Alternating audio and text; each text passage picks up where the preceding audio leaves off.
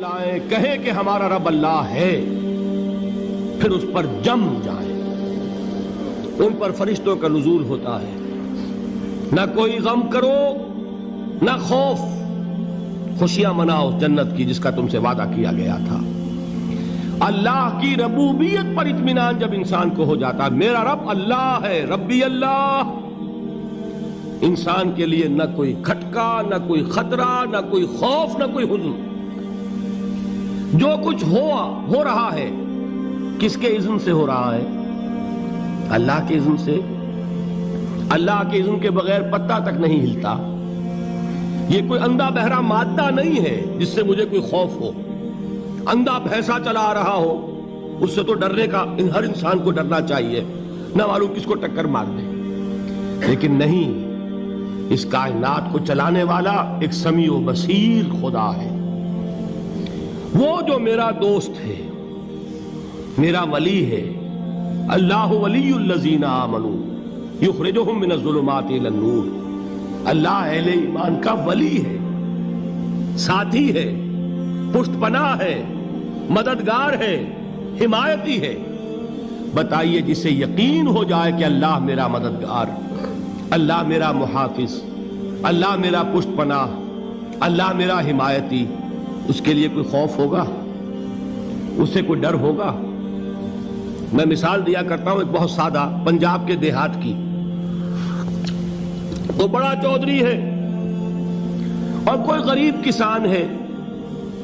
اس غریب کسان کے جانوروں کو ہر وقت اندیشہ ہوگا چوری کا، کوئی میری بھینس کھول کر نہ لے جائے، کوئی میرا بیل کھول کر نہ لے جائے۔ لیکن جس کے بارے میں یہ سب کو معلوم ہو کہ وہ جو بڑا چودھری ہے وہ اس کا دوست ہے، اس کی بچیا کو کوئی خوف ہوگا؟ اس کی بھینس پر کوئی ہاتھ ڈالے گا؟ اسے کوئی اندیشہ ہوگا؟ نہیں۔ کیوں؟ کہ وہ بڑا چودھری، بڑا اس کا یہاں کا سردار، جاگیردار، سب کو معلوم ہے وہ میرا دوست ہے، کوئی میرے خلاف اقدام نہیں کر سکتا۔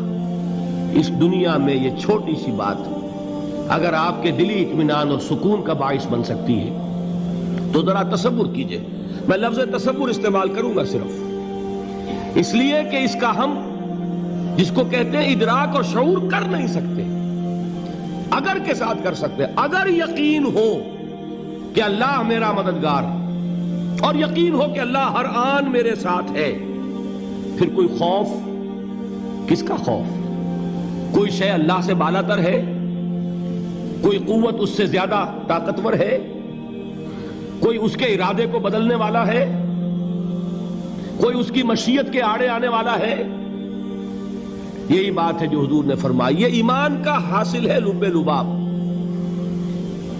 کہ دیکھو اچھی طرح اس بات کو ذہن نشین کر لو، اگر تمام انسان مل کر تمہیں کوئی نقصان پہنچانا چاہے نہیں پہنچا سکتے، مگر جو کچھ اللہ نے لکھ دیا ہو، اور تمام انسان مل کر تمہیں کوئی نفع پہنچانا چاہے نہیں پہنچا سکتے، مگر وہ شے جو اللہ نے طے کر دی۔ آپ پھر میں کہوں گا ذرا طاری کیجئے، اسے فرض کیجئے، اسے سوچئے۔ اگر اس حدیث پر ہمارا دل ٹھکا ہوا ہو تو کسی سے ڈر ہوگا؟ یہ مجھے نقصان نہ پہنچا دے، یہ میری رپورٹ خراب نہ کر دے، یہ میری انکریمنٹ نہ رکوا دے، یہ میرا یہ نہ بگاڑ دے، یہ میرے یہ نقصان نہ پہنچا دے۔ اس کا ڈر، اس کا ڈر، اس کا خوف، اس کی خوشامد، اس کے لیے جا کر طرح طرح سے اپنی عزت نفس کو ذلیل کروانا اس کے سامنے، یہ سب کچھ کیوں کرتا ہے انسان؟ جب سمجھتا ہے کہ اس کے ہاتھ میں میرا کوئی نفع ہے، اس کے ہاتھ میں میرے لیے کوئی ضرر ہے، یہ مجھے کوئی غضب پہنچا سکتا ہے، یہ مجھے کوئی نقصان پہنچا سکتا ہے، یہ میرا کوئی کام بنا سکتا ہے، یہ میری کوئی ضرورت پوری کر سکتا ہے، اسی کا نام شرک ہے۔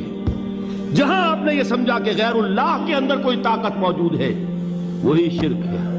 بتوں سے تجھ کو امیدیں، خدا سے نومیدی، مجھے بتا تو صحیح اور کافری کیا ہے؟ شرک تو یہ ہے۔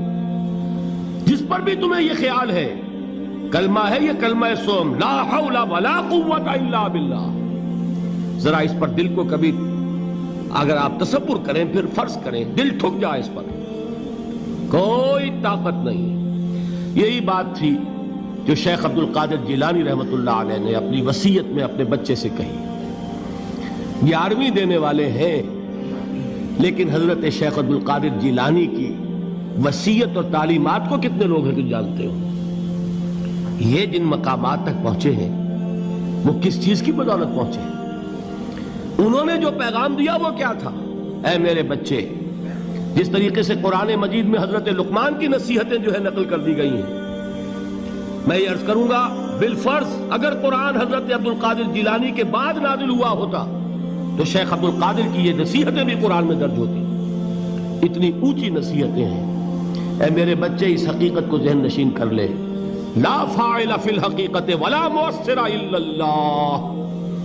اس کائنات میں نہ کوئی فاعل حقیقی ہے نہ مؤثر حقیقی ہے سوائے اللہ کے. کسی شے میں کوئی تاثیر نہیں اگر اللہ نہ چاہے. آگ جلا نہیں سکتی اگر اللہ نہ چاہے. پانی ڈبو نہیں سکتا اگر اللہ نہ چاہے. زہر ہلاک نہیں کر سکتا اگر اللہ نہ چاہے. کوئی چیز فائدہ نہیں پہنچا سکتی اگر اللہ نہ چاہے. تو در در پہ کیوں سر جھکاتے ہو؟ در در پر کیوں جبیں سائی کرتے ہو؟ سب کے سامنے کیوں ہاتھ پھیلاتے ہو؟ ایک اللہ سے مانگو. ایک اللہ کے سامنے زمین پر اپنی جبین رکھو. لا فاعل فی الحقیقت ولا مؤثر الا اللہ. نظر آتا ہے ہمیں کہ پانی پروایا لا کر، اس سے تو ہم ہی بہتر تھے. وہاں کھانے کو ملتا تھا، زندگی تو تھی، بیگار ہم کر رہے تھے، موت تو نہیں تھی. اب جو کچھ ہوگا اس کا تصور کرو، جس طریقے سے ہمارے ٹکڑے اڑائے جائیں گے.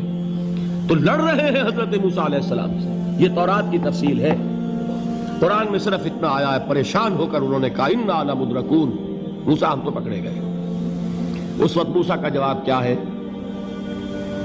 کلا ان معی ربی سیہدین. نہیں، میرے ساتھ میرا رب ہے، وہ راستہ دے گا. بتائیے کہاں راستہ نظر آ رہا ہے؟ یہ ہے ایمان بالغیب. راستہ نظر نہ آئے تب اللہ پر یقین ایمان ہے.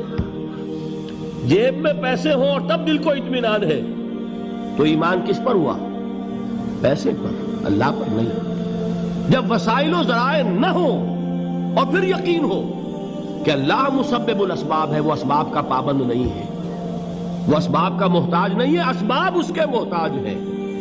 اگر یہ یقین ہے تو اللہ پر ایمان ہے. یہ نہیں ہے تو تمہارا ایمان اسباب پر ہے، وسائل پر ہے، ذرائع پر ہے، مادیات پر ہے، اللہ پر نہیں.